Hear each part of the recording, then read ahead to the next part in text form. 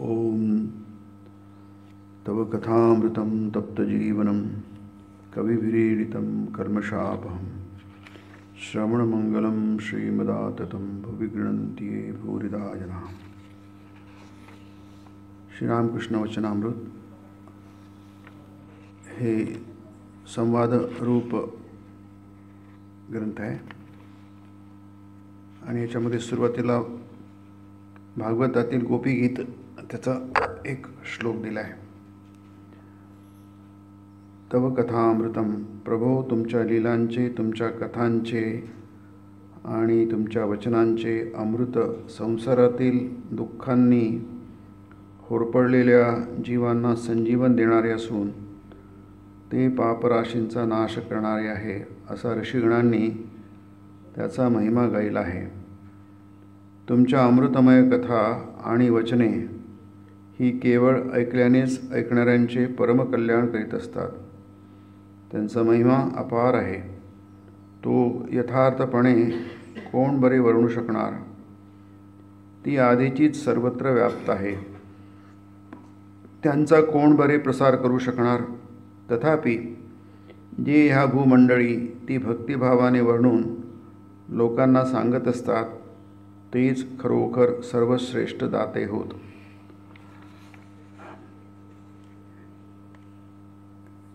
याच्यामध्ये या ग्रंथाच्या संकलक आहेत, त्यांचं नाव महेंद्रनाथ गुप्त मास्तर महाशय। ज्यांनी वाचलं आहे त्यांना सगळी कल्पना असेल म्हणून त्याचा विचार जास्ती करत नाही। ते दुसरी भेट आहे त्यांची श्रीरामकृष्णांकडे। ते अतिशय नम्रपणे श्रीरामकृष्णांना विचारतात, महाराज चित्त ईश्वराकडे कशाने लागेल। आपण 10 मिनटं हे वाचू आणि नंतर मग पुढचा विषय। उत्तर आहे, सर्वदा नामस्मरण करा आणि निरंतर त्याचं गुणसंकीर्तन केलं पाहिजे। शिवाय सत्संग, भगवत भक्तांच्या अथवा साधू सत्पुरुषांच्या चरणांपाशी मधून जायला हवं। रात्रंदिवस संसारातच घुटमळत राहिल्यानं आणि सदा सर्वदा वैषयिक भानगडीतच घडून गेल्यानं मन ईश्वराकडे लागत नसतं। म्हणूनच मध्ये मध्ये एकांतवास करून त्याचं चिंतन करणं अत्यंत आवश्यक। सुरुवातीला तरी मधून एकांतवास न केल्यास ईश्वरावर मन स्थिर ठेवणं फारच अवघड। झाड जोपर्यंत रोप असते तोपर्यंत त्याच्या भोवती कुंपण घालावं लागतं। एरवी गाई बकऱ्या येऊन केव्हाच फन्ना उडवून टाकतील त्याचा। हा भक्तियोग आहे। आता ध्यानासंबंधी म्हणतात, ध्यान करावं मनात कोणात म्हणजे कोपऱ्यामध्ये, आणि नेहमी सदसत आणि वनात करावा, अर्थात गर्दीमध्ये करू नये। आणि नेहमी सदसत विचार करावा। एक ईश्वरच सत म्हणजे नित्यवस्तू आणि बाकी सर्व असत म्हणजे अनित्य। वारंवार असा विचार करीत राहून अनित्य गोष्टी मनातून काढून टाकाव्या। हा झाला ज्ञानयोग। 4 प्रमुख योग आहेत, पहिला भक्ती, दुसरा ध्यान आणि तिसरं ज्ञान। आता चौथा कर्मयोग आहे। कर्मयोगाविषयी प्रश्न आहे। मास्तर पुन्हा नम्रपणे म्हणतात, संसारात कशा तऱ्हेने राहावं। श्रीरामकृष्ण, आपलं कर्तव्य पार पाडत असावं, संसारातली सगळी कामं करावीत, मात्र मन भगवंताच्या चरणी ठेवून बायको, पोरं, आई, बाप साऱ्यांनाच घेऊन चालावं, त्यांची सेवा करावी, खूप आपुलकीनं त्यांच्याशी वागावं, पण मनाशी मात्र पक्की खुणगाठ बांधून असावं की ते आपले कोणीच नव्हेत। त्याचं एक उदाहरण देतात, थोरा मोठ्यांच्या घरची मोलकरीण मालकाचा सारा कामधंदा उरकते, पण तिचं मन मात्र गुंतलं असतं खेड्यातल्या स्वतःच्या घरात। मालकाच्या पोराबाळांना अगदी पोटचं समजून वागविते, सोन्या माझा, माझा बाळ करून त्यांना अंजारते गोंजारते, पण जाणून मात्र पक्क असते की ती तिची कोणी म्हणता कोणी देखील लागत नाहीत. भक्ष्याच्या शोधात कासवी भटकत असते पाण्यात, पण तिचं मन असतं किनाऱ्यावर, जिथे तिची अंडी असतात तिथं. संसारातील सर्व कामकाज करावं, पण चित्त मात्र ईश्वराच्या ठिकाणी ठेवावं. ईश्वर भक्तीची जोड करून न घेताच संसार करू जाल तर जास्तच गुरफटून पडाल. संकटांच्या माऱ्यानं काचावून जाल. शोक दुःखादिकांच्या भडीमारापुढे थोडा देखील धीर धरवणार नाही आणि विषयचिंतनात जितके रमाल तितकी आसक्ती आणखीच बळावत जाईल. हातांना आधी तेल माखा आणि मगच फणस कापू जा. एरवी चीक हातांना चिकटून जाईल. ईश्वर प्रेमाचं तेल मिळवून मगच सांसारिक कामात हात घाला. परंतु ही भक्ती मिळवण्यासाठी एकांतवास करायला हवा. लोणी काढायचं झाल्यास जरा एकीकडे विरजण घालावं लागेल. हलवा हालव केल्यानं दही चांगलं जमत नसतं. नंतर सारी कामं दूर सारून एका बाजूला बसून दही घुसळावं लागेल. तेव्हाच कुठं लोणी हाती येईल. आणि हे बघा, असं निर्जनी मन लावून ईश्वराचं ध्यान केल्यानं मनात ज्ञान वैराग्य भक्ती उदय पावतात. पण संसारातच पुरून ठेवलं तर तेच मन नीच होऊन जातं. संसारात केवळ एकच चिंतन असतं, कामिनी कांचन. संसार आहे पाणी आणि मन जणू दूध. पाण्यात मिसळून दिल्यास दूध पाणी एकजीव होऊन जातील. मग निर्भेळ दूध खटपट करून देखील हाती लागायचं नाही.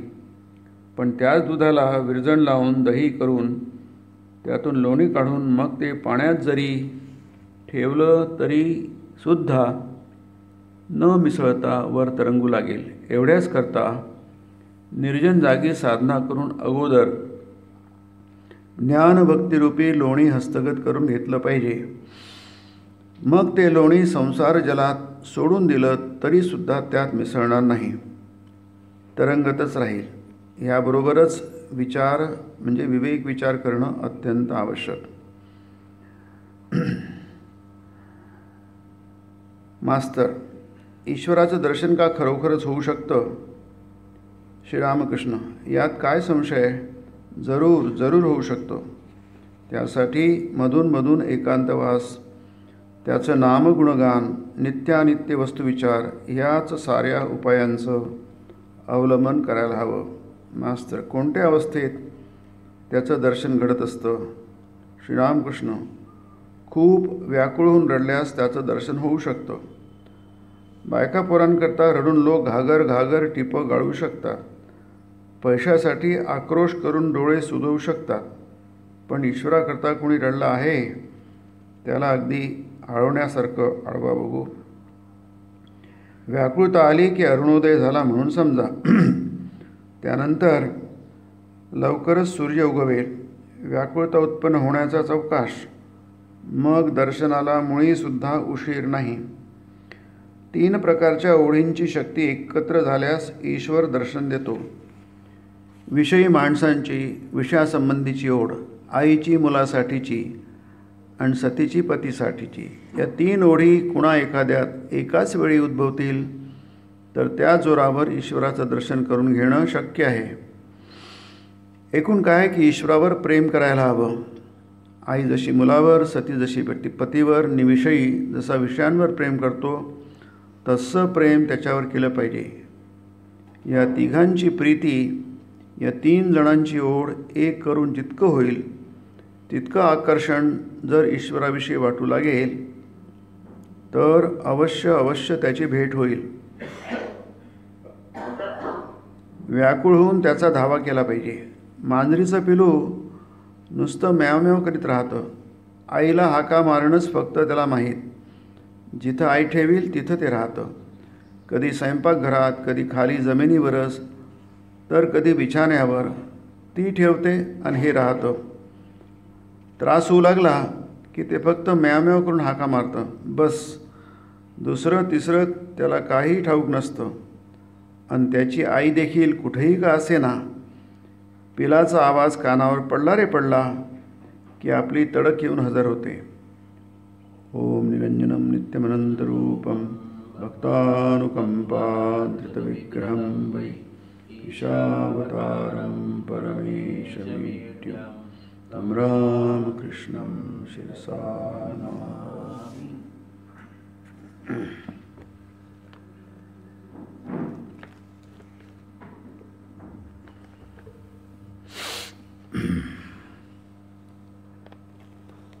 दरवर्षी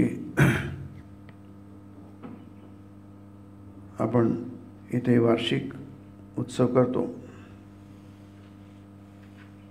एका रविवारी श्रीरामकृष्ण जयंती झाल्यानंतर पहिल्या रविवारी शक्यतोवर आपण वार्षिक उत्सव करतो। 21 तारखेला म्हणजे मंगळवारी, जो मंगळवार गेला त्यावेळी श्रीरामकृष्ण जयंती होती। तर आपण आज त्यानिमित्त इथे जमलो आहोत आणि एक शिबिर आपण इथे घेत आहोत। आध्यात्मिक शिबिर, अंतर्योग शिबिर काही म्हणू शकतो आपण त्याला। इथे आपण आता जे वाचलं की मधून एकांतवास घडायला पाहिजे, सत्संग व्हायला पाहिजे। रात्रंदिवस जर आपण संसारातच घुटमळत राहिलं आणि सदा सर्वदा वैषयिक भानगडीतच घडून गेलं तर मग आपलं मन काही ईश्वराकडे लागत नाही। म्हणून चिंतन करणं अत्यंत आवश्यक। एकांतवास करून भगवंताचं चिंतन केलं पाहिजे। आपण याचा विषय ठेवला आहे की यशस्वी जीवनासाठी आध्यात्मिकता हवी।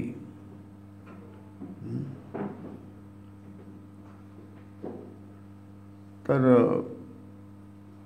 हे दोन भाग आहेत। यशस्वी जीवन म्हणजे काय आणि दुसरं म्हणजे आध्यात्मिकता म्हणजे काय। आणि ते खरोखर त्याची गरज आहे काय। सगळ्यांनी कृपा करून आपले मोबाईल बंद ठेवावेत, ऑफ करून ठेवा, नाही तर तुमचा एकांतवास का होईल आहे, होणार नाही आहे ना। तुम्ही इथे एकटे बसले आहात पण तुमच्याबरोबर तुमचा मोबाईल पण बसला आहे की नाही। आणि मोबाईल म्हणजे काय, तुमच्यासमोर जग बसलेलं आहे। सगळ्या मुठ्ठीमध्ये तुमच्या संपूर्ण ब्रह्मांड आहे। त्यामुळे तुमचं सगळं लक्ष त्या मोबाईलकडे आहे। एकांतवास म्हणजे तुमचं शरीरही एकटं आहे आणि तुमचं मनही एकटं आहे। लोक आहेत आजूबाजूला पण त्यांनी काही तुमचा एकांतवास काही बिघडणार नाही। आपण जगामध्ये एकटे आहोत, फक्त एकटे आहोत, आपल्याबरोबर कोणीच नाही आहे। जसं आपण म्हणतो ना, आपण जगात आलो तेव्हा एकटेच आलो, आपल्याबरोबर कोणी आलं नाही। जगातून जाणार आपण तेव्हा आपण एकटेच जाणार, आपल्याबरोबर कोणी जाणार नाही। मग आताही आपल्याबरोबर कोणीच नाही आहे, आपण एकटेच आहोत। त्याला म्हणतात एकांतवास। आपण स्वतः सोबत आहोत, आपल्याला कोणाची गरज नाही आहे, कोणाच्याही सोबतीची गरज नाही आहे। द्वाभ्याम अपि असं सूत्र आहे, द्वाभ्याम अपि।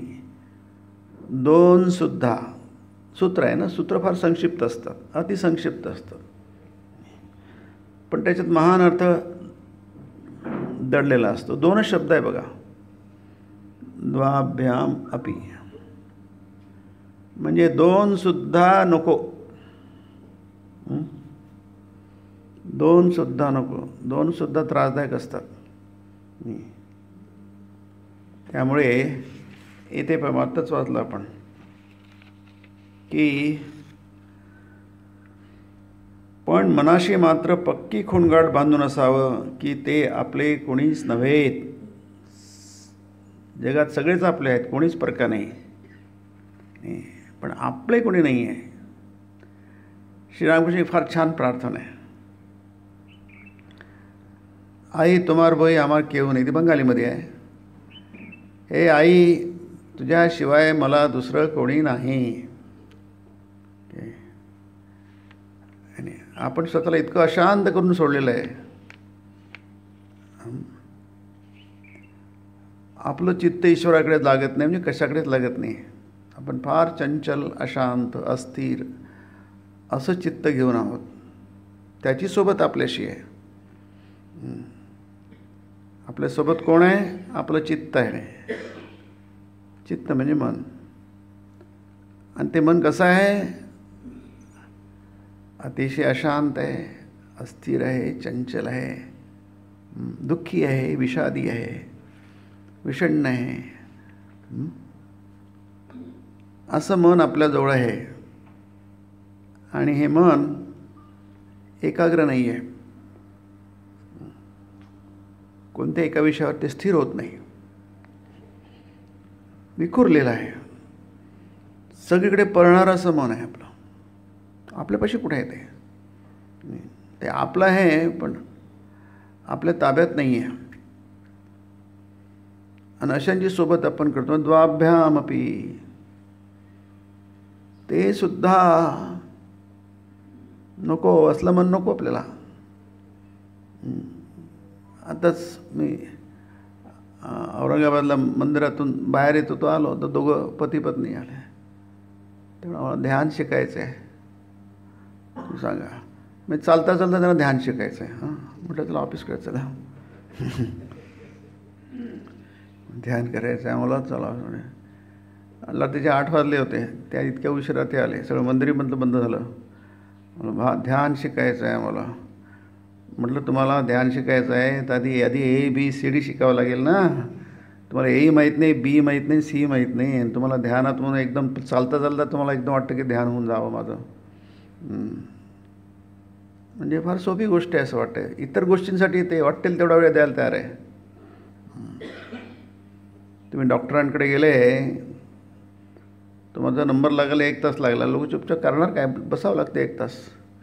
मंत्र्याकडे गेले तर 1 महिना बसावं लागतं. आणि ते गेल्यानंतर आज वेळाने चाललाच होतो, पुन्हा दुसऱ्या महिन्यात त्या म्हणतो, तो दुसरी डेट देत होतो. कोर्टामध्ये तर किती डेटावर डेट मिळतात, तारखांवर तारखा मिळतात. आपण ते सगळं तयार आहोत त्याच्या वेळी द्यायला. परंतु आपल्या चित्तासाठी वेळ द्यायला तयार नाही, मनासाठी वेळ द्यायला तयार नाही. आपलं मनाचं महत्त्व आपल्याला काहीही नाही आहे. आपल्या दृष्टीने, आपल्या जीवनाच्या दृष्टीने मन किती महत्त्वाचं आहे. मन सोडून आहे काय आपण? काहीच नाही आहे. मन म्हणजे मनुष्य. माणसाचं जसं मन तसं माणूस. माणसाचं मन सुखी असेल तर माणूस सुखी आहे. माणसाचं मन दुःखी असेल तर माणूस दुःखी आहे. मनामध्ये खिन्नता असेल तर माणूस खिन्न आहे. विषण्णता असेल तर विषण्ण असेल. माणसाचं मन यशस्वी असेल तर तो यशस्वी आहे. माणसाचं मन पराभूत असेल तर तो पराभूत आहे. आणि माणसाचं मन त्याला हरवतं, मग आपण हारतो. आणि दुर्योधन महाभारतामध्ये युद्ध हरला. त्याला पक्की खात्री होती युद्ध सुरू तर होऊ द्या, जय माझाच आहे 100%. माझ्या बाजूला भीष्म आहे, द्रोण आहे, मला कोण हरवणार? कर्ण आहे, मला कोण हरवणार? पण ते मूर्ख होता दुर्योधन, त्याला काहीच कळलं नाही. यश म्हणजे काय असतं त्याला काही कळलं नाही. अरे वेड्या, तुझ्या ताब्यात तुझं मन नाही आहे. युद्ध सुरू होण्यापूर्वीच तू हारलेला आहेस. तू 18 दिवसाच्या शेवटी तू युद्ध नाही हारलास. युद्ध महाभारताचं 18 दिवस चाललं आणि संध्याकाळीच्या सुमाराला सूर्य अस्ताला जात असताना जवळजवळ दुर्योधनाची मांडी भीमसेनाने गदेने फोडली आणि तो खाली पडला. जवळपास युद्ध संपलं. कारण दुर्योधनाच्या मृत्यूनेच युद्ध संपलं, कारण त्यासाठीच युद्ध खेळलं जात होतं. तर तो हारला, युद्ध हारला. परंतु ते युद्ध हारण्यासाठी त्यांनी जन्मभर तयारी केली होती. त्याचं जे मत होतं, त्याला जे वाटत होतं की आपण युद्ध सुरू होऊ द्या, युद्ध जिंकलोच आहे, त्या मूर्खाला कळलंच नाही की अरे युद्ध तर आपण हारतो आहोत, जन्मभर हारण्यासाठीच प्रयत्न केला आहे. आणि महायुद्धाच्या शेवटी 18व्या दिवशी शेवटच्या क्षणी संध्याकाळी सूर्य अस्ताला जात असताना तो हारला. म्हणजे फक्त ती परिणती आहे, तो शेवटचा दिसणारा परिणाम आहे. फक्त परिणाम शेवटी दिसतो, त्याची तयारी मात्र चालू असते आधीपासून. आपलं हे शिबिर झाल्यानंतर आपण जेवणाची तयारी केली आहे की साधारण 1 वाजता इथे दुसरं सत्र झालं की आपण सगळे इथे प्रसाद घेऊ, भोजन प्रसाद.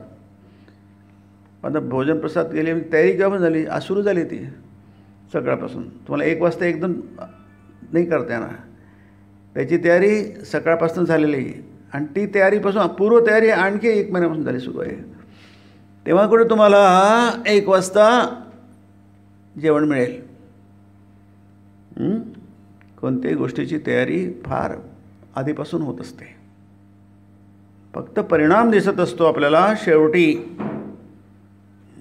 म्हणून अर्जुन युद्ध हारला, दुर्योधन युद्ध हारला म्हणजे काय झालं, त्यांनी हारण्यासाठी जन्मभर तपस्या केली, परिश्रम घेतले. कोणाला हारायचं नसतं, जिंकायचं असतं. नथिंग लाईक सक्सेस म्हणतात, यशासारखं दुसरं काही नसतं. परंतु तुम्ही यश मिळवायचं अशी इच्छा करून यश मिळत नसतं. त्यासाठी त्या दृष्टीने प्रयत्न करावे लागतात, तशा प्रकारचे प्रयत्न करावे लागतात. त्याच्या विरुद्ध बाजूने जर तुम्ही प्रयत्न केलेत तर यश न मिळता अपयश मिळतं. सगळ्यांनाच राजा व्हायचं असतं. राजा झालं तर किती छान होईल आहे, सगळेच प्रॉब्लेम्स आपले सुटतील. सत्ता मिळेल, पैसा मिळेल, ऐश्वर्य मिळेल, सगळंच मिळेल आहे. राजाला सगळंच उपलब्ध असतं. पण सगळेच काय राजे होऊ शकतात काय? सगळेच राजे झाले तर प्रजा कोण राहणार? राजा एकच असतो, आपलं डोकं एकच असतं. हात 2 असतात, डोळे 2 असतात, कान 2 असतात, पाय 2 असतात, आपल्या किडन्या 2 असतात, फुफ्फुसं 2 असतात, आहे की नाही? परंतु मेंदू मात्र एकच असतो. तो सगळ्यांना कंट्रोल करतो. त्याच्याच आदेशानुसार सगळं काही चालत असतं, सगळ्या क्रिया होत असतात. मेंदू मेला की माणूस मेला, त्याला ब्रेन डेथ म्हणतात.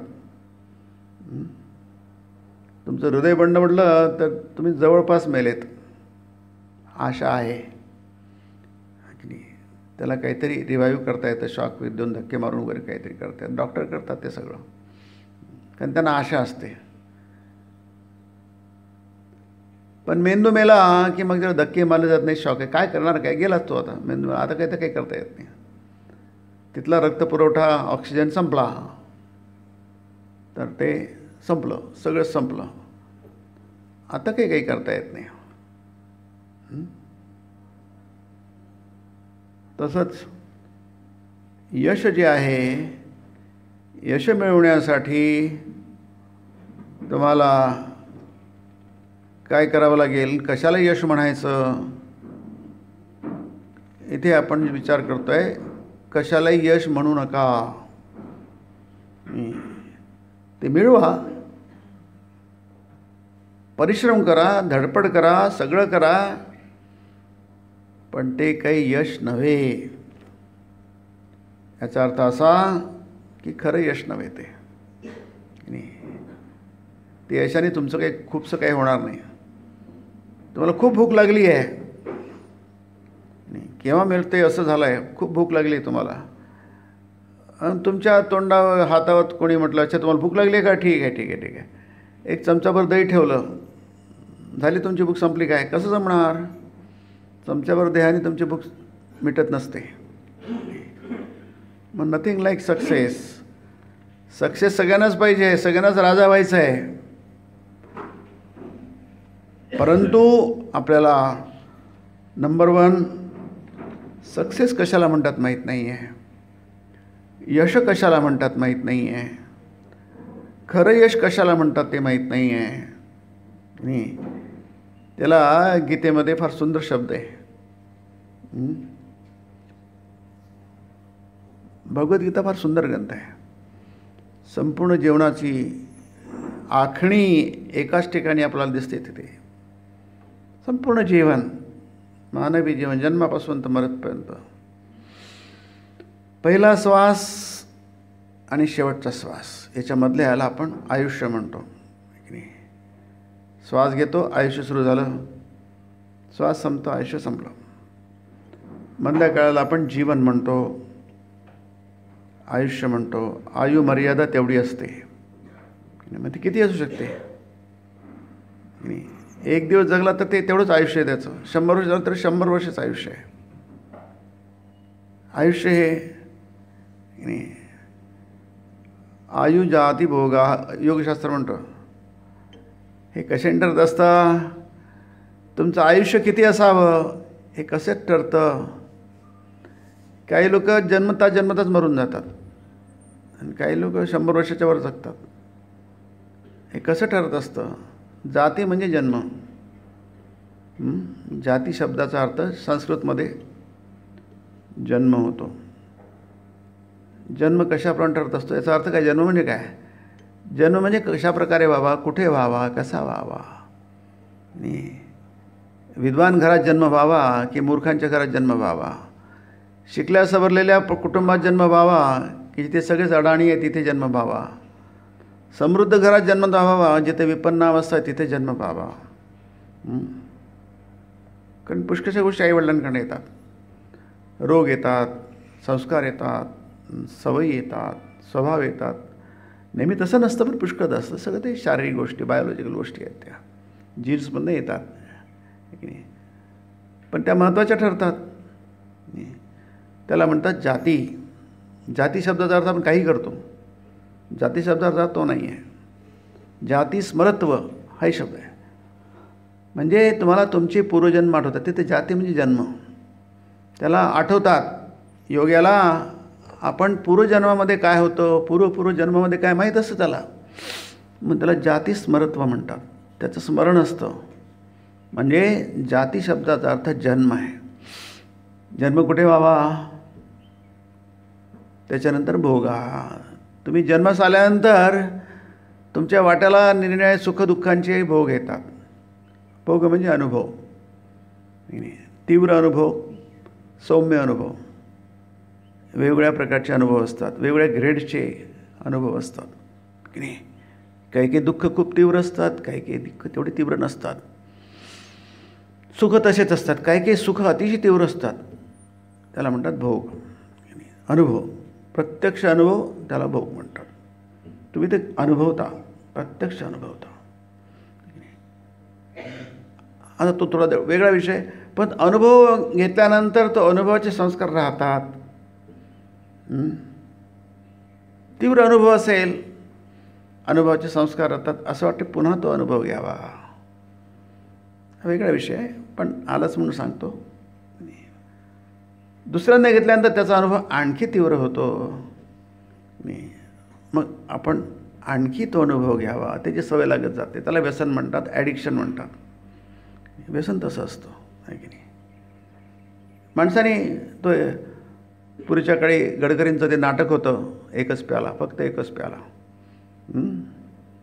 तुम्हाला माहिती असेल जुन्या मेला सुधाकर आणि ती काय त्याची बायको, तो वकील असतो. हां, सिंधू. फार 4 गाणी होती त्याच्यामध्ये. नाही, छान बाई असते, पतिव्रता असते ती, आहे की नाही. फक्त एकच प्याला, तो एकच प्याला घेतला, तो संपला. तो एकच प्याल्याने जीवनाची काय होते, धुळधाण होते, उद्ध्वस्त होतो माणूस. म्हणजे तो एकच नसतो, तो दुसऱ्याला घेऊन येतो.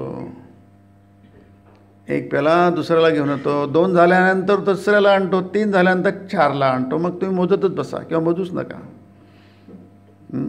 त्याला म्हणतात ॲडिक्शन, ठीक आहे. सुरुवात होते तसंच त्याला म्हणतात भोग. जितका तीव्र भोग असेल तितका तो तुम्हाला संस्कार, पक्के संस्कार देतो. मन मग तिकडे ओढतं, आनंदाकडे ओढतं. आनंदादेव खल्विमानी भूतानि जायन्ते. आणि आनंदापासूनच सगळी भूतं उत्पन्न झाली असतात. आता तुमचा जो आनंद तामसिक असेल, जो आनंद सर्वनाशाकडे घेऊन जात असेल, तर तो त्याची सुरुवात अशी होते. दुर्योधनाला त्याला चटक लागली, कर्णाला चटक लागली. याला मराठीत चटक लागणं म्हणतात की नाही. ती चटक लागली की माणूस तिथे अडकतो.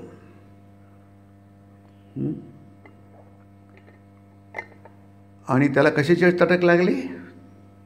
रावणाला कशाची चटक लागली? रावण यशस्वी होता, दुर्योधन यशस्वी होता, कर्ण यशस्वी होता.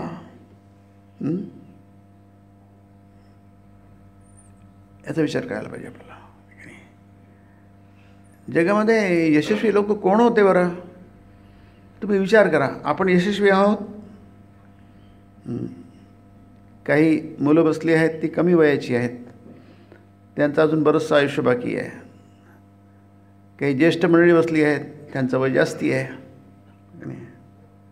त्यांनी बरंच जग बघितलेलं आहे, बरेच अनुभव घेतले आहे. आपलं जे काही आयुष्य असेल तेवढ्या आयुष्यामध्ये आपण खरोखरच यशस्वी आहोत आहोत आणि नाहीतही. दोन्ही गोष्टी बरोबर आहेत. काही बाबतीत आपण यशस्वी आहोत, त्याला म्हणतात, भगवद्गीतेमध्ये शब्द आहे, सुंदर आहे, एतद् बुद्ध्वा बुद्धिमान स्यात् कृतकृत्यश्च भारत. 15वा अध्याय, शेवटचा श्लोक, शेवटचे शब्द. इति, सुंदर आहे ते. इति, इति म्हणजे याच्या आधी सांगितलं तर इति म्हणतात. इति शब्दाने एक सिद्धांत संपतो. जेव्हा इति शब्द येतो याचा अर्थ असा की सांगितलेलं सगळं संपलं. जे काही सांगायचं होतं ते तिथे संपलं. मग भगवद्गीता म्हणते 14वा अध्याय आपण सांगितले ना, ते सगळं संपलं. तो पुरुषोत्तम योग आहे, आत्मतत्व आहे. आत्म्याविषयी सांगितलं. आत्मा ॲक्टिव्ह आहे, व्हायब्रंट आहे, डायनामिक आहे की नाही. तो तुम्हाला प्रत्यक्ष अनुभवाला येतो आहे, ते भगवद्गीतेमध्ये सांगितलं आहे. आणि त्याच्यामध्ये हे सांगितल्यानंतर गुह्यतम म्हटलं आहे. इथे गुह्यतमम, नुसतं गुह्य नाही आहे, गुह्यतर नाही आहे, गुह्यतम म्हटलेलं आहे. अतिशय रहस्य आहे, अतिशय गोपनीय आहे. का गोपनीय आहे, का रहस्य आहे? कारण त्याच्या वाट्याला कधी आपण जात नाही, म्हणून ते रहस्यमय आहे. आपण भगवद्गीतेच्या कधी वाट्यालाच जात नाही. भगवद्गीता तर सोडून द्या. भगवद्गीता उपनिषदी ग्रंथ आहे की नाही. उपनिषदाचं सार त्याच्यात आहे, वेदांत आहे, आत्मतत्वाविषयी. त्याच्या इतकं महान जगात काय असू शकेल? माणसाला मिळण्यासारखं किंवा माणसाला मिळवायला वाटण्यासारखं दुसरं आणखी काय महान असू शकेल की नाही. म्हणून त्याला म्हणतं आहे कृत्य, सुंदर शब्द आहे. कृत, कार्य, कृतार्थ हे समानार्थी शब्द आहेत. कृतकृत्य, कृतकृत्य. तुम्हाला जे काही करायचं आहे तुम्ही ते केलं आहे, बस तुम्ही यशस्वी झालेत. कृतकृत्यश्च भारत. अर्जुना कृतकृत्य झालास म्हणून तिथे म्हटलं आहे शंकराचार्यांनी, अर्जुना तू कृतकृत्य झाला आहेस. म्हणजे शंकराचार्यांनी ते भाष्य केलं त्याच्यावर, कारण हा शब्द अर्जुना कृतकृत्य झाला आहेस. कृतकृत्य म्हणजे तुला हे समजलं ना, अजून अनुभव यायचा आहे, तुला समजलं ना, ज्ञान तुला मिळालं, त्यानेसुद्धा तू कृतकृत्य झाला आहे. कारण काय, ही तू कृतकृत्य तुझ्या पदरात पडेल. जसं मुलं वर्षभर अभ्यास करतात, वर्गात जातात, शिकतात, कमी जास्ती परिश्रम करतात आणि नंतर मग परीक्षेत बसतात. त्यांच्यासमोर प्रश्नपत्र येतात, प्रश्न उत्तर पुस्तिका त्यांना दिली जाते, ते लिहितात, 1-2 महिने वाट पाहतात, निकाल लागतो. निकाल लागल्यानंतर त्या निकालाकडे बघून आपल्याला कळतं आपण कृतकृत्य आहोत की नाही. याजसाठी केला अट्टहास, शेवटचा दिवस गोड व्हावा. आता शेवटचा दिवस म्हणजे परिणाम शेवटी मिसतो. 18व्या दिवसानंतर शेवटचा परिणाम. दुर्योधनाने मांडी फुटली, त्याची मांडी फुटण्याची तजवीज आधीच झाली होती, जन्मभर त्यांनी केली होती. तसं तुमचा निकाल काय लागणार, विद्यार्थ्याचा निकाल काय लागणार, रिझल्ट. पण त्याला रिझल्ट म्हणतात. रिझल्ट म्हणजे परिणाम, शेवटचा परिणाम. उत्तीर्ण गीतेत त्या फार सुंदर खलु पांडवै रणदी, सोत्तीर्णा खलु पांडवै रणनदी कैवर्तक केशव, असं आहे ते ध्यानमंत्र आहेत गीतेचे. आणि पांडवांनी खरोखरच उत्तीर्ण झाले, उत्तीर्ण. आपण उत्तीर्ण शब्द वापरतो. तो मुलगा उत्तीर्ण झाला. उत्तीर्ण म्हणजे काय, उत्तीर्ण म्हणजे सक्सेस. त्याचा परिणाम जसा पाहिजे होता तसा त्याला मिळाला, त्याला उत्तीर्ण म्हणतो आपण. उत्तीर्ण. पांडवांनी खरोखरच उत्तीर्ण झाले, कौरव अनुत्तीर्ण झाले, हारले म्हणजे फेल झाले. मनुष्य उत्तीर्णही अचानक होत नाही आणि अनुत्तीर्णही अचानक होत नाही. आपलं काही अचानक होत नाही. दिसतं अचानक झालेलं, अचानक काही होत नसतं. तुम्ही दुपारी तुमच्यासमोर अचानक जेवण येईल आहे, पण ते अचानक नाही झालं बाबांनो, की नाही. त्याच्यासाठी बरंच मागे प्रयत्न असतात, त्यासाठी पुरुषार्थ असतो. फार सुंदर शब्द आहे पुरुषार्थ. पुरुषार्थ त्याची व्याख्या आहे पुरुषार्थ. तुम्ही पुरुषार्थ शब्दांनी ऐकलं असाल. त्या जुन्या पिढीला पुरुषार्थ शब्द, पुरुषार्थ करून दाखवायला पाहिजे. मुलांनी पुरुषार्थ करून दाखवायला पाहिजे. वर्षभर अभ्यास करा आणि उत्तम रीतीने पास व्हा. तुम्हाला 100% मार्क मिळाला पाहिजे. मी विद्यार्थ्यांना म्हणतो, तुम्हाला किती पर्सेंट मिळाला पाहिजे. काही बोलतात, चूप राहतात, ज्याला बोलता येत नाही. किती पर्सेंट तुमची आशा आहे. मग 50, 60, 70, 80, 90, 95, आजकाल 99 पॉईंटसुद्धा जातात, तरी त्यांना चांगलं ॲडमिशन मिळत नाही. एवढी टफ कॉम्पिटिशन आहे. 99 पॉईंट मिळूनसुद्धा त्यांना चांगल्या कॉलेजमध्ये ॲडमिशन मिळेलच की त्यांच्या पसंतीच्या सांगता येत नाही. इतकी टफ कॉम्पिटिशन आहे. आणि गळे काढू किंवा अशी मान कापू अशी कॉम्पिटिशन आहे ती. मग तुम्हाला ही जी स्पर्धा आहे, कॉम्पिटिशन, ही स्पर्धेमध्ये तुम्हाला जग उतरायचं आहे की नाही. मग त्याची तयारी आपण करतो, खूप तयारी करतो. त्याला म्हणतात परिश्रम, पुरुषार्थ. पुरुषार्थ म्हणजे तुम्ही काहीतरी करून दाखवा, काहीतरी करून दाखवा. करून दाखवा म्हणजे तुम्ही करू शकता म्हणून तुम्ही करून दाखवायला सांगतो. तुम्ही करू शकत नाही, तुम्हाला करून दाखवणं म्हणण्यात काही अर्थ नाही आहे. तुम्हाला करता येऊ शकतं, तुमच्या आवाक्यातली बाब आहे ती. म्हणून मी मुलांना म्हणतो, तुम्हाला अच्छा किती तुम्हाला 50% मार्क मिळायचं वाटतं आहे की नाही?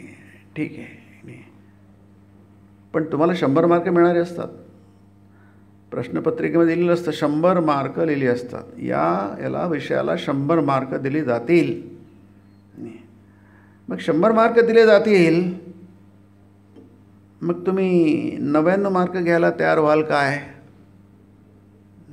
आम्ही इंदोरला असताना एक भक्त यायचे. ते एकदा मला म्हणाले, नाही मी यायचे ते, की माझा नातू फार गोंधळ करतो आहे, रडतो आहे, आरडाओरडा करतो आहे, भांडतो आहे, तो फार डिस्टर्ब झाला आहे. म्हटलं काय झालं? म्हणे त्याला 99 मार्क मिळाले, त्यामुळे तो फार बिघडला आहे, बिथरला आहे तो. म्हटलं अरे तुम्ही त्याला काही सांगा. म्हटलं घेऊन या.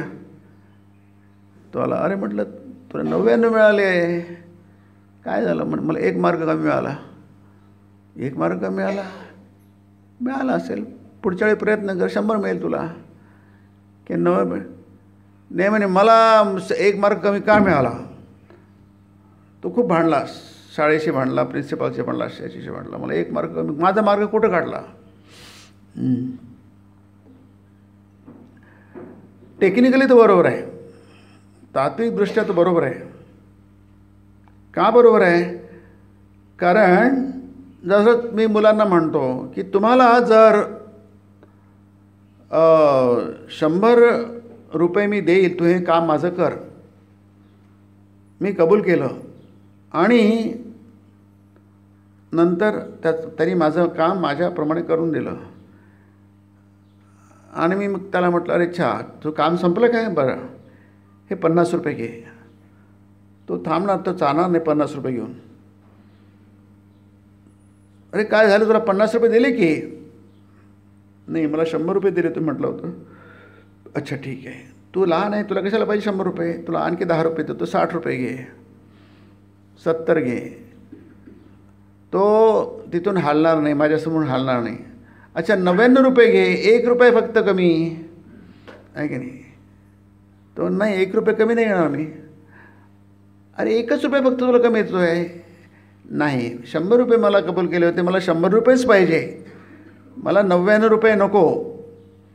तुम्हाला 100 मार्क द्यायला कबूल केलं होतं, आता मला 100 मार्कच पाहिजे, मला 99 मार्क नको. म्हणून म्हटलं तात्विकदृष्ट्या बरोबर आहे तो, नाही टेक्निकली बरोबर आहे तो, आर्ग्युमेंट बरोबर आहे त्याचं. जेव्हा आपल्याला इतकं मिळेल म्हणतो ना आपण, त्याच्यापेक्षा कमी आला कबूल होतो, त्याच्यामुळे आपण ना सिरियस नाही आहे, गंभीर नाही आहे आपण. म्हणून त्याला कृतकृत्य म्हटलं आहे की नाही? कृतकृत्य म्हणजे तुम्हाला संपूर्ण मिळेल, काही कापलं जाणार नाही, कुठेच मार्क कापले जाणार नाही. तुम्हाला जे तुम्हाला या जन्मात मिळू शकायला होतं ते सगळंच्या सगळं तुम्हाला मिळेल की नाही? आणि तुम्ही काही तडजोड करायला तयार नाही, कॉम्प्रोमाइज करायला तयार नाही. कारण काय, तुमचा त्याच्यावर हक्क आहे नाही, जन्मसिद्ध हक्क आहे. It's my birthright and I shall have it. Swaraj is my birthright and I shall have it, Lokmanya म्हणाले होते. स्वराज्य हा माझा जन्मसिद्ध अधिकार आहे आणि तो मी मिळविणारच, हे आपल्याला लहानपणी पाठ झालेलं वाक्य आहे. तसंच तुम्हाला जे जन्मसिद्ध आहे, जे मिळणं तुमच्या प्रारब्धातलं आहे, तर तुम्ही ते जेव्हा मिळवत नाही किंवा मिळवण्यासाठी प्रयत्न करत नाही किंवा त्याचं महत्त्व समजत नाही, त्यामध्ये काय कुठेतरी आपण कमी पडतो आहोत, फेल झालो आहोत. म्हणून कृतकृत्य म्हणजे आपण पुरुषार्थामध्ये कमी पडलो आहोत. आता पुरुषार्थ म्हणजे काय? जसं मी मग म्हटलं, मुलांनी जन्मभर म्हणजे वर्षभर प्रयत्न केले आणि शेवटी जेव्हा निकाल हाती लागला तेव्हा निकाल बघून तो खुश आहे की खुश नाही आहे? जसं म्हणजे 99 तो खुश नाही मुलगा, रडतो आहे, वरतो आहे, भांडतो आहे. मग त्याला म्हटलं जाऊ दे बाबा, चुप शांत राहा की नाही, भांडून काय होणार नाही. पण तुझी कल्पना चुकीची नाही आहे, बरोबर आहे तुझीच कल्पना. तुला 100 पैकी 100 मार्क मिळायला पाहिजे, नसेल मिळत तर मी 1 मार्क कुठे काढला सांगायला पाहिजे तुला की नाही. पण ते सांगणं काही नियमाप्रमाणे आवश्यक नाही आहे. नियम तसा नाही आहे. नियम काय म्हणतो की निकाल त्याचा असतो, देणाऱ्याचा असतो. ते तुम्ही त्याला आव्हान देऊ शकत नाही किंवा आमचे मार्ग कुठे कटले ते विचारू शकत नाही. त्यांनी जे मार्ग दिले ते तुमचे, नाही दिले ते तुमचे नाही. नियम तसा म्हणतो. त्यामुळे तुझं म्हणणं तुझ्यासाठी जरी ठीक असलं तरी नियमाप्रमाणे नाही आहे ते. म्हटलं त्याच्यामुळे तुला काही असं भांडता येणार नाही, असं रागवारागवी आरडाओरडी करता येणार नाही, कारण ते तुझं म्हणणं नियमात बसत नाही. ते आहे ते नियमाप्रमाणे झालेलं आहे. मग पुरुषार्थ म्हणजे काय? पुरुषार्थ म्हणजे तुम्ही परिश्रम करा. त्याचा पहिला अर्थ होतो परिश्रम. म्हणजे ते म्हटलं आहे की परिश्रम वेगवेगळ्या स्तरावरचे असतात. आपण आत्ता वाचलं, परिश्रम वेगवेगळ्या स्तरावरचे असतात. ती मांजरीचं पिल्लू आहे, ते म्याव म्याव करत आहे. त्याची आई त्याला कधी स्वयंपाकघरात ठेवते, जमिनीवर ठेवते, मालकाच्या बिछाण्यावर ठेवते. त्याला दुसरं तिसरं काहीच माहीत नसतं, फक्त त्याला म्याव म्याव करणं माहीत असतं. तो प्रयत्न आहे, लक्षात घ्या. नाही, म्याव म्याव करणं हा प्रयत्न आहे आणि प्रयत्नाचं फळ आहे. त्याची आई तडक येऊन हजर होते. आईचे कान त्या पिलाकडे असतात. कुठेही गेले तरी भटकत असते उंदरं पकडण्यासाठी. ते औरंगाबादला बसू इथे ती मांजर फिरत असते आणि तिने उंदीर पकडला की ती ओरडते, पिलांना सांगते की मी उंदीर पकडला आहे, आता येते, थांब थांब थोडा वेळ. की नाही, आलीच मी. मग पिलं येतात ते. की नाही, म्हणजे आईच्या तोंडात पिल्लू आहे पण ते ओरडते, मुलांना सांग, तिच्यासमोर टाकते आणि नंतर दुसरं उंदीर पकडायला जाते ती. नाही, ती तडक, तिचे कान आपल्या पिलांकडे असतात. तर ते प्रयत्न आहे, ते फार उच्च स्तरावरचे प्रयत्न आहे की नाही. संपूर्णपणे आईवर अवलंबून राहणं तर की नाही. आपण आता सकाळी भजन केलं ना, गतिस्त्वम गतिस्त्वम त्वमेका भवानी. ही फार मोठी गोष्ट आहे की नाही. हे भवानी, हे आई, तुमची बोल भवानी इथंच आहे, जवळच आहे तुळजापूरला की नाही. गतिस्त्वम गतिस्त्वम त्वमेका भवानी. भवानी त्वम एका गतिही. तूच एकमात्र माझी गती आहेस. गतिस्त्वम गतिस्त्वम गतिस्त्वम दोनदा म्हटलं आहे, आणखी चारदा म्हणता येईल की नाही. प्रत्येक श्लोकाच्या शेवटी गतिस्त्वम गतिस्त्वम लिहिलं आहे. गती म्हणजे काय? गती म्हणजे मला दुसरं कोणी नाही आहे. मा तुम्हार बोई अमार केव नाही. मला दुसरं तिसरं कोणी नाही आहे, तूच फक्त एकटी आहेस. त्वम गती ही आधार, सपोर्ट, सहारा, सगळं काही तूच एकटी आहेस. बाकी जगामध्ये मला कोणीही आधार नाही, निराधार आहे मी. काही लोक निराधार असतात ना, त्यांना कोणताच आधार नसतो. तसंच मी निराधार आहेस. माझी गती काय आहे? तूच एकटी आहेस. त्वम एका, तूच एकटी फक्त. आई तूच फक्त. मग हा तर म्हणजे आळशी आहे? नाही नाही नाही नाही, आळशी नाही. हा खूप उच्च स्तरावरची गोष्ट आहे ती. म्हणून म्हटलं वेगवेगळ्या स्तरावरचा पुरुषार्थ असतो. त्याला समजलेलं आहे, सगळंच केल्यानंतर त्याला कळलेलं आहे की देवच फक्त आपला आधार आहे, बाकी कोणताचा आधार नाही. त्याच्या आधी त्यांनी खूप प्रयत्न केले, त्याला संस्कार म्हणतात. म्हणून पुरुषार्थाचा अर्थ असतो परिश्रम, संस्कार. तुम्ही तसे संस्कार जर गोळाने केले तर तुम्ही किती प्रयत्न केले तर त्या प्रयत्नाला तसं यश मिळत नसतं. त्या प्रयत्नाने संस्कार निर्माण होत असतो, मग त्याला नंतर फळ येत असतं. म्हणून आपण जर मगाचं उदाहरण घेतलं विद्यार्थ्याचं, त्यांनी अभ्यास केला तर अभ्यासाचा संस्कार निर्माण होतो. एक दिवस अभ्यास केल्यानंतर तो दुसऱ्या दिवशी 2 दिवसाचा अभ्यास करू शकतो, कारण तो संस्कार. आणि त्यांनी जर नाही केला अभ्यास तर अभ्यासाऐवजी त्यांनी जे काही केलं असेल त्याचा संस्कार होतो.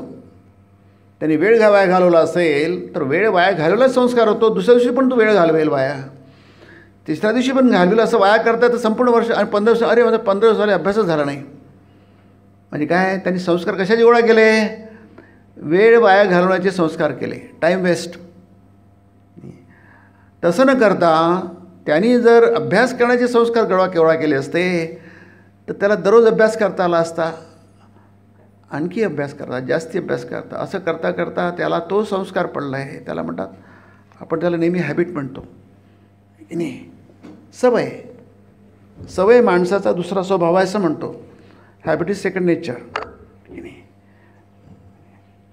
हॅबिट फार महत्त्वाची असते. हॅबिट फार सोपी गोष्ट आहे. की नाही, हॅबिट म्हणजे सवय आहे की नाही. सहजपणे आपण त्याचा विचार करतो, पण हॅबिट सोपी गोष्ट नाही आहे. ती लावावी लागते, प्रयत्नपूर्वक निर्माण करावी लागते.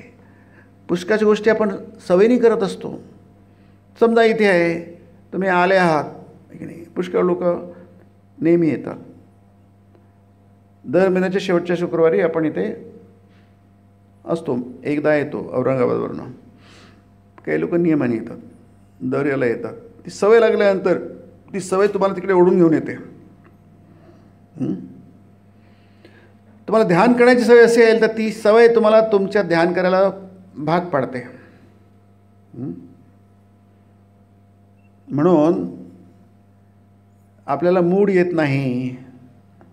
विद्यार्थ्यांना खूप प्रॉब्लेम असतो. प्रॉब्लेम नाही आहे तो, पण प्रॉब्लेम होतो. अभ्यासाचा मूड नाही आहे, अमुक करण्याचा मूड नाही आहे. आज मूड म्हणजे काय की नाही, मनच तिकडे वळत नाही. मनामध्ये ते करण्याची इच्छा निर्माण होते, तीव्र इच्छा निर्माण होत नाही. माझं मन लागत नाही असं म्हणतो आपण. अभ्यास करण्याची इच्छाच होत नाही. का होत नाही? कारण त्याने बऱ्याचदा मन इच्छा निर्माण केलेली नाही आहे. त्यामुळे आता पण ती तीव्र झालेली आहे, ती बाब तीव्र झालेली आहे. हा जो संस्कार पडतो, मूड लागत नाही. प्रत्येक बाबतीत असं आहे, मूड लागत नाही. मला ते आर्टिकल लिहायचं आहे, पाठवायचं आहे, खूप उशीरून राहिला. आज 2 वाक्य लिहितो, परत 2 वाक्य, असं करून करून मला आज उद्या संपवायचं आहे ते सगळं. काही ना काहीतरी मध्ये अडथळा येतो. पण जाऊ दे, आता पुन्हा वेळ काढू, पुन्हा थोडा वेळ काढू. आपल्याला मूड लागत नाही, आता इच्छा निर्माण होत नाही. याचं कारण काय आहे की नाही, कारण ती गोष्ट आपण त्या प्रकारची आपण ती ती ती ती आपल्या वेळामध्ये बसवली नाही आहे. त्या वेळामध्ये ती बसवलं नाही. याचा अर्थ काय? याचा अर्थ असा आहे की घड्याळ असतं ना बघा, हे घड्याळाबरोबर चालतं. आजकाल तर डिजिटल घड्याळ आहेत, पण ते काट्याची घड्याळ असतात. 1 सेकंदाचा काटा असतो, 1 मिनिटाचा असतो, 1 तासाचा काटा असतो. हे काटे सतत फिरत असतात. तिन्ही काटे सतत फिरत असतात. एक गतीने फिरत असतो, एक कमी गतीने फिरत असतो, एक जास्ती गतीने फिरत असतो. सेकंदाचा काटा खूप गतीने फिरतो, मिनिटाचा काटा त्याच्यापेक्षा कमी फिरतो, तासाचा काटा आणखी कमी गतीने फिरतो. तिघांची गती वेगवेगळी असते. पण ते आपल्या पद्धतीने ज्याप्रमाणे फिरावं त्या पद्धतीनेच फिरतात. निश्चितपणे त्या पद्धतीनेच फिरतात. थोडीसुद्धा इकडे तिकडे होत नाही. म्हणजे ते अगदी पक्कं आहे, निश्चित आहे, डेफिनेट आहे ते. तसंच तुम्ही त्याच पद्धतीने गोष्ट डेफिनेटली गेली की तुम्हाला तो मूड येईल, आपोआप येईल. हे फक्त अभ्यासाच्या बाबतीत नाही आहे, आपल्या जीवनाच्या प्रत्येक बाबतीत आहे. आपण जी गोष्ट त्यावेळी जी केली, ज्यावेळी करायला पाहिजे, तर त्यावेळीच तुमच्या मनामध्ये ती इच्छा निर्माण होते. आपण जेवायचं बघतो नाही, आपला उठायला, आपली जर उठण्याची वेळ असेल बरोबर त्यावेळी तुमचे डोळे आपोआपच उघडतील. झोपण्याची वेळ निश्चित असेल त्यावेळी आपले डोळे आपोआपच पापण्या जड होतील. तसं प्रत्येक बाबतीमध्ये म्हणजे हा मूड येत नाही, त्यासाठी आपोआप होणारी गोष्ट आहे ती, म्हणजे त्याची सवय लावा. त्याला म्हणतात संस्कार. हा संस्कार आहे.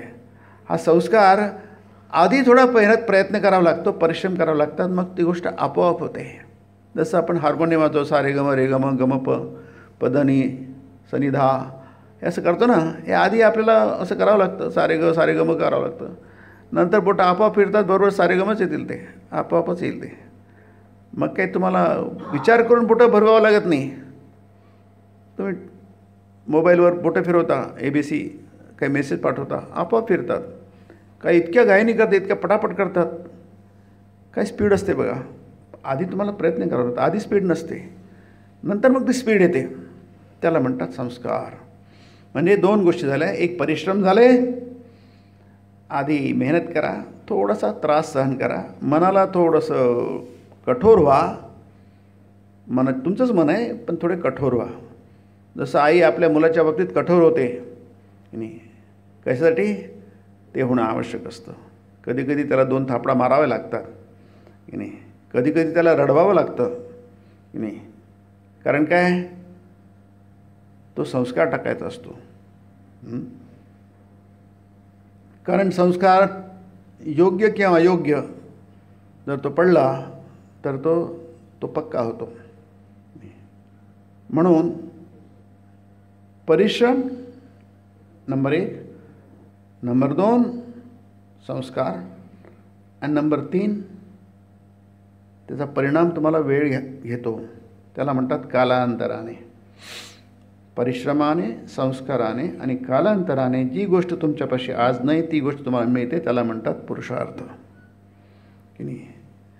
तुमच्याकडे परिश्रम आहेत, मेहनत घ्यायची तुमची तयारी आहे, आणि तुमच्याकडे तो संस्कार पण आहे. जसं म्हणतात ना, काही मुलं खूप अभ्यासू असतात, खूप अभ्यास करतात, बाकी सगळंच करतात ते इतर मुलांसारखं, पण अभ्यासाकडे दुर्लक्ष करत नाहीत ते. इतरांना वाटतं बा हा मुली आमच्यासारखंच करतोय. तसं नाही, अरे बाबा तो अभ्यास करतोय. त्याला काही जर विचारलं, अरे कसं, तो सांगतील तुम्हाला, तेवढा वेळ देईल तो,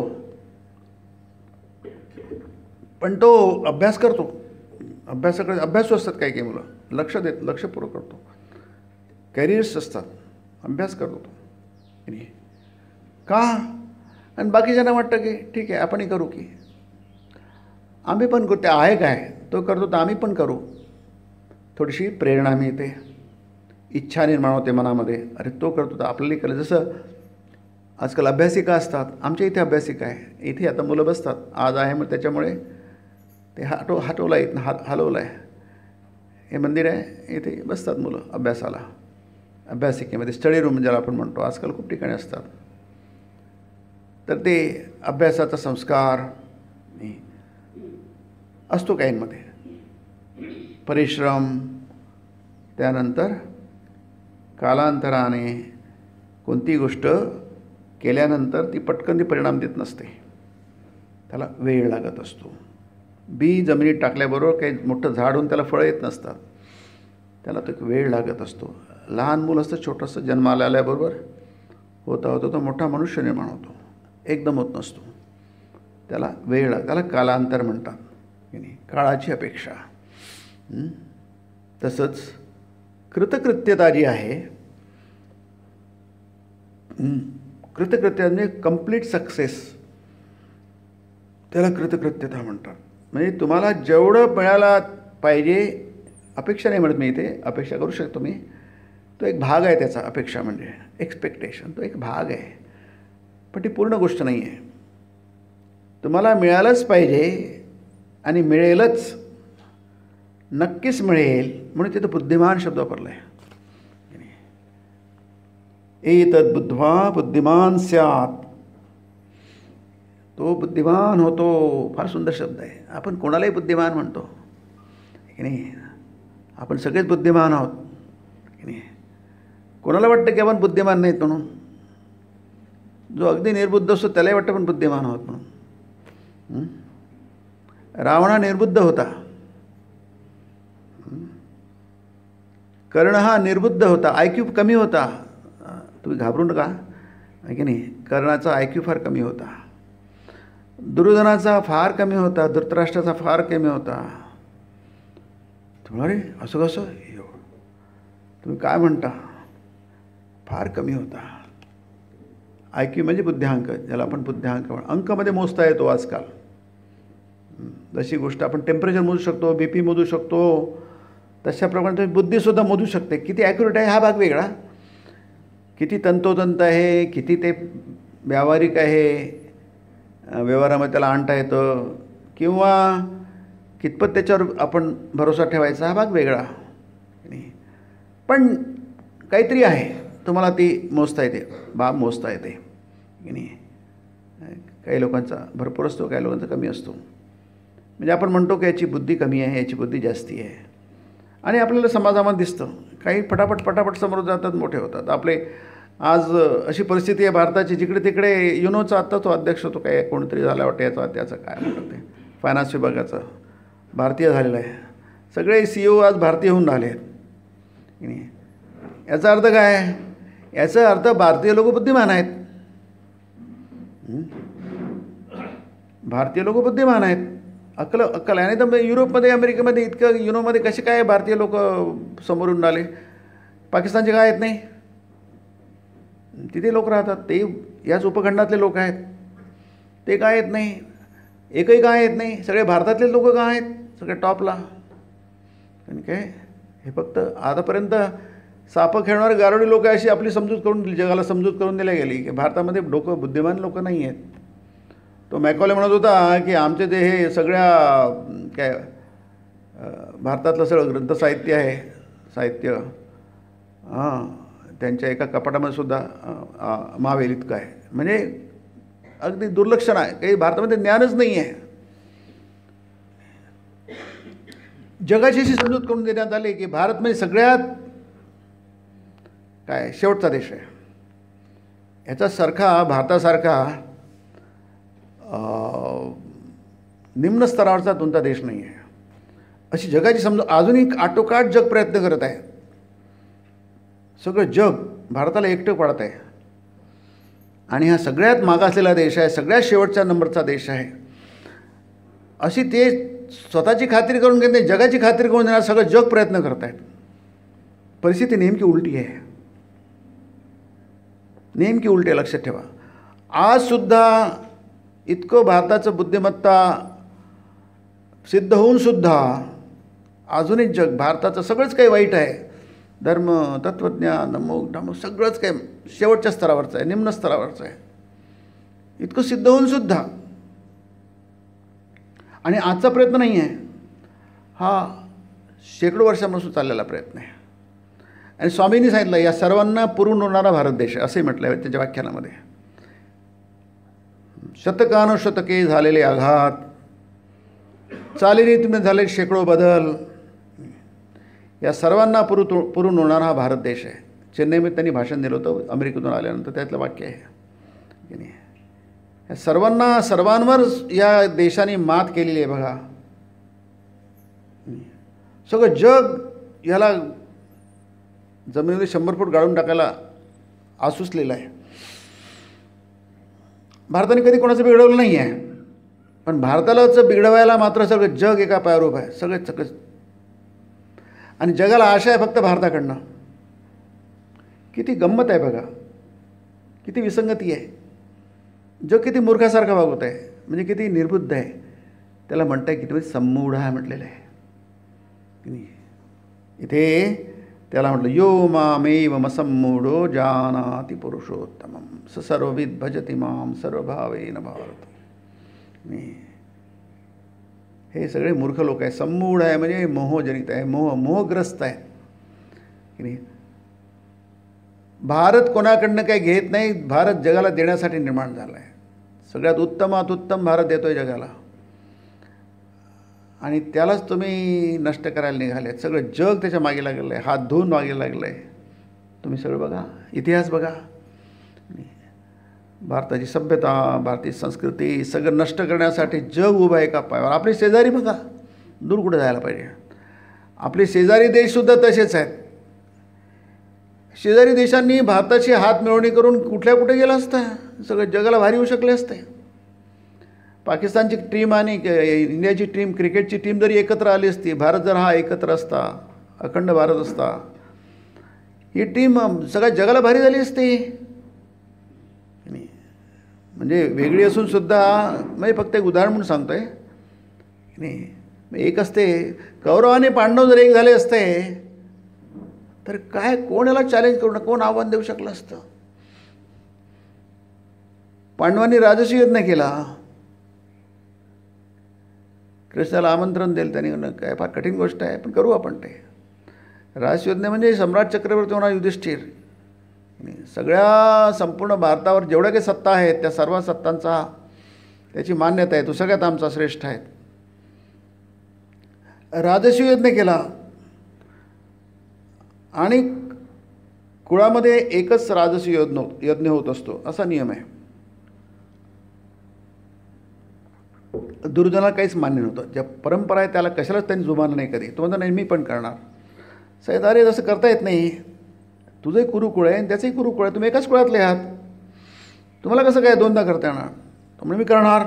मग कर्णावरी फिरलं. ती गोष्ट महाभारतात आहे, तुम्हाला थोडंफार माहिती असेल. त्यांनी केला. म्हणजे एकाच कुळामध्ये एकाच चुलत भावामध्ये हे जर 2 राजसूय यज्ञ होऊ शकतात म्हणजे किती पॉवरफुल सत्ता असेल ती तुम्ही कल्पना करा. नंतर युधिष्ठिरानंतर युद्धानंतर महाभारतानंतर पुन्हा अश्वमेध यज्ञ केला.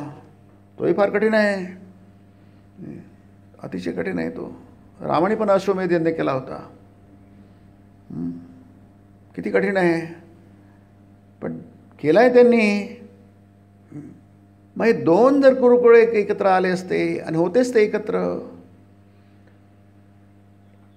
एकत्र शिकले, एकाच गुरुकडून शिकले, सगळे एकच आहे, एकच राहिले असते तर काय अद्भुत करू. आणि चांगल्यासाठी की नाही, या 2 चांगल्या गोष्टी एकत्र येतात. 2 अधिक 2 चांगले अधिक 2 चांगले 4 चांगले होतात की नाही. 2 सज्जन व्यक्ती आले एकत्र, त्याची संख्या ही काय होते, 2 अधिक 2 4 होतात, पण ते चांगले 4 होतात. 2 लबाड अधिक 2 लबाड आले तर 4 लबाड होतात आहे की नाही. म्हणजे लबाडांची संख्या वाढते, चांगल्या लोकांची संख्या कमी होते त्या प्रमाणामध्ये. एक चांगला माणूस जेव्हा निर्माण होतो तेव्हा एक खराब माणूस कमी होतो, आपोआप खराब कमी होतो. एरवी तो लबाड झाला असता. म्हणून असमूढ याचा अर्थ मूढ म्हणजे काय. मूढ शब्द हा मोह शब्दापासून मोह आहे. मूढ म्हणजे मूर्ख. मूढ गीतेमध्ये भरपूर आहे. अवजानंती मा मूढा मानुषीम तनुमाशितम परम भावमजानंतो वगैरे आहे. मूढ शब्दाचा आणखी पर्यायी शब्द आले आहेत. अबुद्धया, अल्पबुद्धया असे शब्द गीतेमध्ये भरपूर आले. अल्पबुद्धी म्हणजे बुद्धी कमी आहे, अल्प आहे, छोटीशी. अबुद्धया म्हणजे बुद्धीच नाही आहे. समूढा म्हणजे तोच. सम्यक मूढा, अक्कल नाही आहे, बेअक्कल आहे. अक्कल सगळ्यात महत्त्वाची गोष्ट आहे, बुद्धी महत्त्वाची गोष्ट आहे. म्हणून 15वा अध्याय संपूर्ण शास्त्र आहे, एक अध्यायी शास्त्र आहे गीतेमध्ये. म्हटलं शंकराचार्य तेच म्हटलं, म्हणून याला शास्त्र इदम शास्त्र असं म्हटलं आहे. याच्यामध्ये हेच म्हटलं आहे, एतद् बुद्ध्वा बुद्धी इति गुह्यतमं शास्त्रम इदमुक्तम मया अनघ. हे अनघा, निष्पाप अर्जुना, तुझ्यामध्ये कपट नाही आहे, निष्कपट आहे तू. अघ म्हणजे पाप, दोष. तू निर्दोष स्वभावाचा आहे, तुझं मन चांगलं आहे. अनघ हे संबोधन आहे. हे निष्पाप अर्जुना, इदमुक्तम शास्त्रम, तुला मी शास्त्र सांगितलं, हे शास्त्र आहे. 15वा अध्याय म्हणून शंकराचार्य म्हटलं आहे एकाध्यायी शास्त्र आहे. हे शास्त्र आहे, गुह्यतमम आहे म्हणजे अतिशय गोपनीय, अतिशय गुह्य, गुह्यातरम मया असंही म्हटलं आहे. गुह्यात गुह्यतरम मया 18व्या अध्यायात आहे. इथे म्हटलं आहे गुह्यतमम, डिग्री आहे, सुपरलेटिव्ह डिग्री आहे. अतिशय गोपनीय, सहजासहजी आपल्या हातात न पडणारं, आपल्या दृष्टिक्षेपात न येणारं, आपल्याला उपलब्ध न होणारं असं ते गोपनीय शास्त्र आहे की नाही. अनघ मया अनघ, माझ्याकडनं तुला सांगितलं गेलं आहे की नाही. तर हे काय जाणून मनुष्य सर्ववित होतो. सर्ववित भजति माम, तो सर्ववित होतो म्हणजे सर्वज्ञ होतो. नाही जाणलं, शास्त्र नाही जाणलं तर तो मूढ होतो, मूर्ख होतो की नाही. म्हणजे दोन्ही पर्याय उपलब्ध आहे आपल्याकडे नाही. एक मूर्खता, मूढता आणि अतिमूर्खता. संमूढ म्हणजे अतिमूर्खता. अतिमूर्खता म्हणजे यशाच्या शिखरावर पोचून सुद्धा तुम्ही मूर्खपणा करतात. रावण यशाच्या शिखरावर पोचला होता. हिरण्यकश्यपू यशाच्या शिखरावर पोचला होता.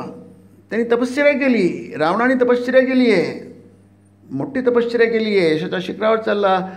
त्याला अमरत्वाचं वरदान मिळालं, मरणार नाही मी. आणखी काय पाहिजे तुम्हाला? आणखी कोणती यश पाहिजे? तुम्हाला मृत्यूच नाही आहे. भीष्माचार्याला वरदान मिळालं होतं. कशाचं? इच्छामरणाचं. इच्छामरण म्हणजे मरणार तर सगळेच मला, पण मी ठरवेल मला केव्हा मरायचं आहे. त्याला म्हणतात इच्छामरणाचा वर मिळाला होता. म्हणजे इतकं परिश्रम करून, संस्कार तसेच आहे, महान लोक आहे ते, नाही त्यांना ते मिळालं आहे. परंतु तेच वरदान काय झालं? तुमच्या सर्वनाशाचं कारण झालं. पराभव आहे तो.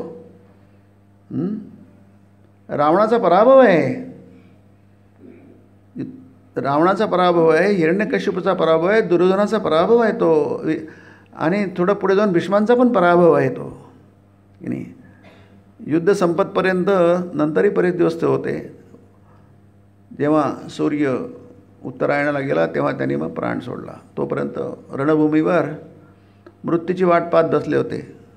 उभे राहून युद्ध खेळताना नाही, बस युद्ध तर संपलं होतं. त्यांची शरशय्या होती. पराभव आहे तो एक प्रकारे. किती करू शकले असते भीष्म? त्यांच्या हातात काय नव्हतं. त्या महाभारतामध्ये कुरुकुळामध्ये जे काही मुख्य लोक आहेत त्याच्यामध्ये भीष्माचं स्थान सगळ्यात कुरुश्रेष्ठ पितामह म्हटलं आहे. सगळ्यात ज्येष्ठ, सगळ्यात ज्ञानी, सगळ्याच प्रयोज होते. पण ते काहीच करू शकले नाही आणि काही केलंच नाही त्यांनी. तो पराभव आहे. कृतकृत्य नाही, करायला पाहिजे आणि आपण करत नाही. बुद्धिमान नाही आहे, अक्कल नाही आहे. बुद्धी कुठे गेली? म्हणून एतद् बुद्ध्वा बुद्धिमान स्यात् कृतकृत्यस्यवान. हे सगळं जाणून तुम्ही बुद्धिमान व्हाल, आणि बुद्धिमान झाल्यानंतर तुम्ही कृतकृत्य व्हाल, म्हणजे संपूर्णपणे यशस्वी व्हाल, नाहीतर अपयश. मी खूप मोठी उदाहरणं दिली. 3 प्रमाणं असतात शास्त्रामध्ये. 3 प्रमाण सांगितलेलं आहे. एक म्हणजे ग्रंथप्रमाण, त्याला श्रुतीप्रमाणता. बरोबर आहे, तुम्ही चुका आहे, गीता सांगेल तुम्हाला तुम्ही चूक आहात की बरोबर आहे. तुम्ही ठरवून नाही चालणार. दुसरं म्हणजे ते लॉजिकल पाहिजे, तर्कसंमत पाहिजे. तर्कसंगत नसेल तर तुम्ही देऊ नका. गीतेमध्ये जे आहेत तर्कसंगत आहे. तिसरं म्हणजे गीतेमध्ये तर्कसंगत आहे आणि तुम्हालाही तर्कसंगत वाटतं आहे आणि तर्कामध्ये उतरत आहे, पण तुम्हाला त्याचा अनुभव येऊ शकतो काय? नाही, पुस्तकातला अनुभव आहे, कोणाला तरी आलेला आहे, तो पुस्तकात मांडलेला आहे, अनुभूती आहे. कोणीतरी कृतकृत झाला आहे, त्याला ब्रह्मनिर्वाण म्हटलं आहे, ब्राह्मी स्थिती म्हटलं आहे. एषा ब्राह्मी स्थिती पार्थ नैनाम प्राप्य भूमी येते स्थित्वा स्यामंतकालेपी. मरणाच्या वेळी जरी ही ब्राह्मी स्थिती प्राप्त झाली तर ब्रह्मनिर्वाण मृच्छते. तुम्ही ब्रह्मनिर्वाण प्राप्त व्हाल. पण तुम्हाला होणार काय? तुम्हाला ब्राह्मी स्थिती प्राप्त होणार काय? ब्रह्मनिर्वाण होत नसेल तर मग ते प्रमाण बरोबर नाही आहे. 3 प्रमाण आहेत, तिन्ही प्रमाण उतरलं पाहिजे. नाही तर तिन्ही प्रमाण उतरतं काय? तरच तुम्ही बुद्धिमान आहात आणि कृतकृत्य आहात. कोणी स्वतःला बुद्धिमान ठरवू चालणार नाही. आपण बुद्धिमान आहोत, पण एका विशिष्ट प्रसंगी. मला खूप छान स्वयंपाक करता येतो, मी बुद्धिमान आहे, बेस्ट स्वयंपाक करू शकतो, मी बुद्धिमान आहे, फक्त तेवढ्यापुरता. मला बेस्ट गाडी चालवता येते, तेवढ्यापुरता आहे की नाही.